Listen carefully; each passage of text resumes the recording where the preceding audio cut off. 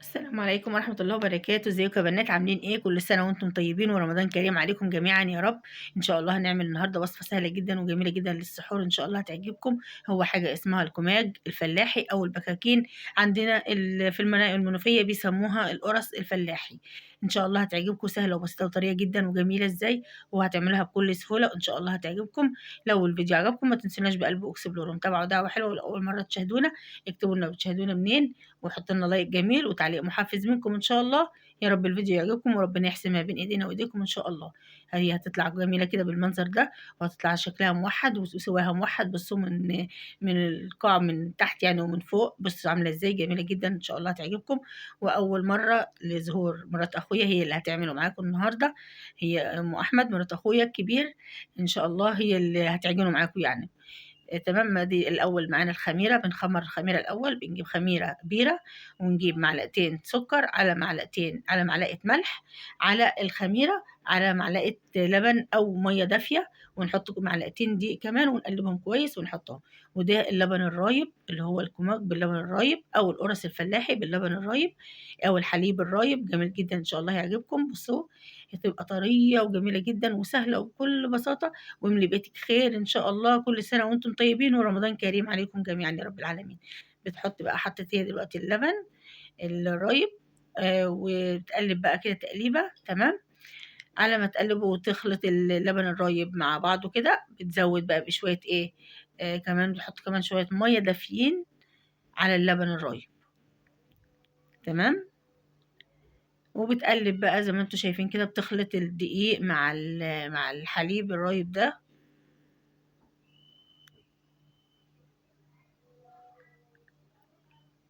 بتدمج كله مع بعضه كده يا بنات، بتدخله كده.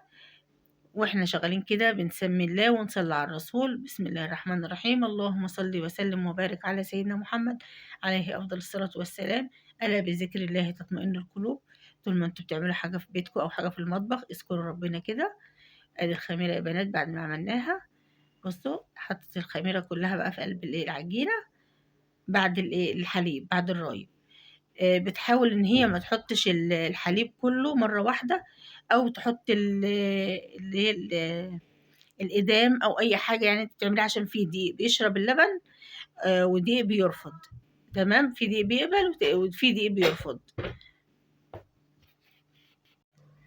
وديت كيلو سمنة يا بنات على 3 كيلو دقيق. تمام. بعد ما عجننا العجينة خلاص بقى، بتجيب السمنة وتعملها تقلبها كده على بعضها أو تعجنها وتدمجها مع بعضها. سمنة نباتين على سمنة فرن أو سمنة زبدة لو عندك، أو سمنة فلاحة عندك، بتبقى جميلة جدا. وبتقلبها، بس هي ما حطتش الكيلو مرة واحدة. حابة تشوف عشان لو العجينة طرية أو هتبقى طرية معاها، تبقى تحط تاني وتزود تاني، تبقى براحتها، تبقى هي اللي متحكمة في العجينة مش العجينة اللي بتتحكم فيها، عشان ولا تبقى طرية ولا تبقى ايه ناشفة. عشان ما ينفعش يا بنات تحطوا دقيق بعد ما تحطوا السمنة كمان، دي معلومة. لو جيتي حطيتي دقيق بعد السمنة بتضيعي فايدة السمنة خالص، ومبقاش باين فيها سمنة خالص وبتبقى مش حلوة. ما تحطي سمنة شوية بشوية والعجينة تبقى مظبوطة معاكي، أحسن ما تطلع طرية وتحطي دقيق. تمام. وبتقلب بقى زي ما انتم شايفين كده. بصوا بقى، بتدخل بقى السمنة في قلب العجينة وبتدمجها مع بعضها زي ما انتم شايفين كده، وبتغرز وبتخدم العجينة. أهم حاجة العجينة بتاعتنا ما تكونش مقفلة، ما تكونش مكتومة، لا بتبقى مفتحة وجميلة كده، عشان تديكي المنظر وتديكي الشكل وتديكي الحلاوة بتاعت القرصة اللي انت هتشوفيها دلوقتي.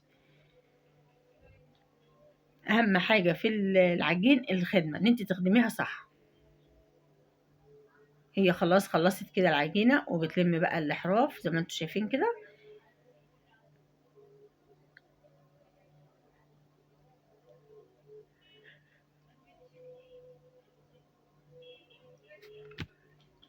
يسلموا ايديكي يا ام احمد، ما شاء الله جميله.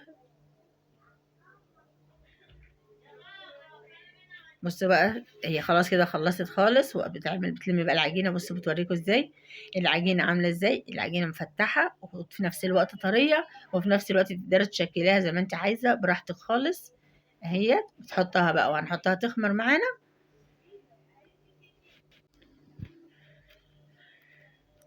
وبتحطها بقى تخمر العجينه. نص خمر كده، مش تخمر قوي يعني. وبعد كده بتجيبها تقسمها زي ما انتوا شايفين كده، وتشكلها بقى زي ما انت عايزه، صغير كبير وسط براحتك، وتسيبها تستريح برضو في نفس الوقت. وبعد ما بتستريح بتجهز طاوله زي ما انتوا شايفين، وبتاخد بقى يجي 5 6 كده على الطاوله، وتبدا تبطط فيهم. طبعا انا معاها برص معاها وبعمل معاها، بس انا هي صورتها هي وهي بتبطط ليكم، تفرد ليكم.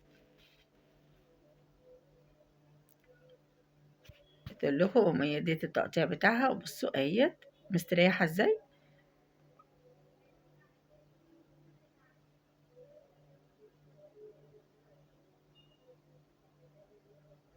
بتفرد بقى وبتحاول تساوي الأحراف عشان تكون متساوية زي ما هي كده، ما تطلعش تبقى القرصة جميلة، شكلها حلو جميل مدور زي ما هي كده، وحلوة ومرتبة. هي ده طبعا بقى تعمل كذا واحدة وتركنهم زي ما انتوا شايفين. وبعد كده هنجيب قماشة، تمام، ونجيب صينية أو طاولة، صينية أو طاولة نحط عليها قماشة، ونحط عليها القرص، نرص عليها القرص. هنعمل أول طبقة، وبعد كده نحط طبقة تانية كمان قماشة على القرص التانية، ونحطها كذا طبقة فوق بعضيهم كده عشان تخمر معانا، عشان واحنا بنخبزها تطلع حلوة وجميلة معانا. وتخمر طبعا لما بتبقى محطوطة على بعضها كلها بتخمر، بتدي خمر بقى وتخمر مع بعضها، تسخن بعضها وتخمر. تمام. اهي كده خلاص، اهي بقى بنرص بقى على بعض زي ما انتوا شايفين كده. طبعا هنيجي بقى على الفرن، كده خلاص احنا خلصنا.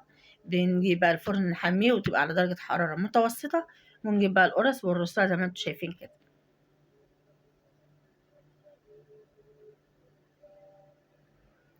بتدي بقى الفرن حسب ما انت عاوزة بقى، حسب ما الفرن عندك بقى بتمليه على قد ما تقدري زي ما انت شايفة كده. وبنقفل الفرن عليه لمدة دقيقتين اتنين، باب الفرن، وبعد كده بنفتح عليه. طبعا اللقطة دي اتعادت دي تاني مرة. لو أول مرة تشاهدونا اكتبوا لنا بتشاهدونا منين، وحطوا لي لايك جميل وتعليق محفز منكم إن شاء الله. وما تسرحيش بقى مع الفرن كده ومع القرص، حطي لي لايك واكتبي لي تعليق محفز منك كده إن شاء الله. ورمضان كريم وكل سنة وأنتم طيبين، وبعود الأيام عليكم وعلينا يا رب العالمين. بعد ما بنقفل الفرن بقى بنطل نفتحه، بتلاقيها قبت القرصة معاكي، وبدأ اللي ما قبش يقب كده معاكي، تمام. وياخد اللون الجميل اللي هو متوحد معاكي ده، هتشوفيه دلوقتي لون متوحد للكل، هيبقى لون واحد للكل، ذهبي وجميل كده.